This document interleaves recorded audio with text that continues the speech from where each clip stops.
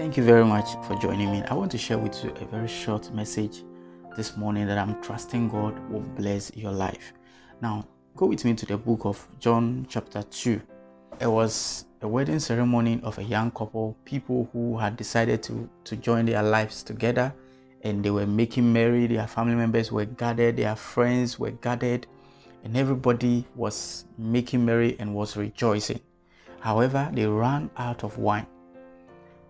I gather from this that wine was a major component of that program. Wine was a major part of that ceremony. However, before the wedding could be over, they ran out of wine. Now let's go over and read the book of John chapter 2. Let's start from verse 3 down.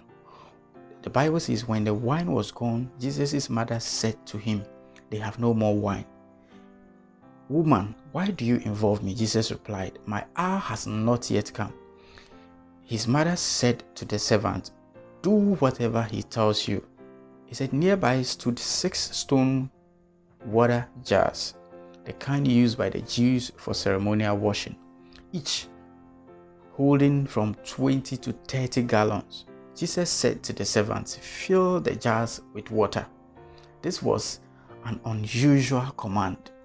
A command that anybody who is reasoning from the senses will shudder to follow. A command that most of us in this generation will find it to be senseless. Nevertheless, the servants heeded to Jesus' instruction. So from verse 6, the Bible says, nearby stood 6 stone water jars, the kind used by the Jews for ceremonial washing, each holding from 20 to 30 gallons. Jesus said to the servants, "Fill the jars with water." Fill the jars with water. So they filled them to the brim. Then Jesus told them, "Draw out and take it to the master of the banquet."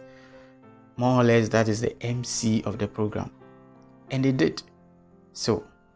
And the master of the banquet tasted the water that had been turned into wine. He did not realize where it had come from, though the servants who had drawn the water knew. The verse 10 is where I want you to focus on. There the Bible said, and he said, that's the MC said to the bridegroom, "Everyone brings out the choice wine first, then the cheaper wine after the guests have had too much to drink. But you have saved the best till now." You see, if you follow the story carefully, the bridegroom did not actually save the best until then. He used all of his best. He had spent all of his best was actually utilized, and even his worst was used. He was left with nothing. But you know what? When they ran out of wine, they were wise enough to involve Jesus in their lives. You see, some of us would have utilized everything that we have in life. Sometimes you meet people and they are so torn apart. They have spent everything that life has got for them. Some people have utilized all of their youth. They have utilized their best educational opportunities. They have messed up all their best job opportunities that they ever had when they were young, and they are left with nothing. But you know what? When you think that you have utilized everything that you've got, when you think that you have spent all of your opportunities, when you think that everything, all hope is gone, if only you can invite Jesus into your life. If only you will give Jesus the chance to take the center, to take control over your life.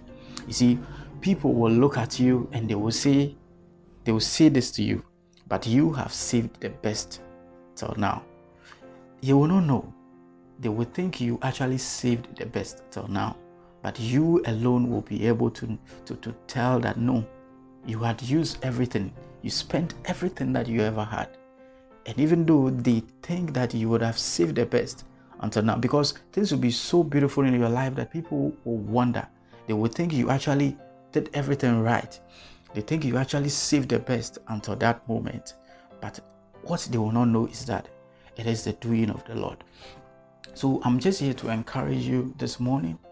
I don't know where your life has gotten to. I don't know how much you have messed it up. I don't know how much you have utilized all the opportunities, whether it's any of the things I've mentioned, but if only you will allow Jesus to take the center of your life, if only you will allow Jesus to be in the driver's seat of your life, if only you will allow Jesus to be the pilot of your plane, people will say to you, you have saved the best until now. But only you will know that it is the doing of the Lord and you did not actually do it. Thank you very much for joining me. It's my prayer that God will guide you, that whatever you would have got into, you will turn it over to Christ and you will have this testimony to share with people. Thank you very much.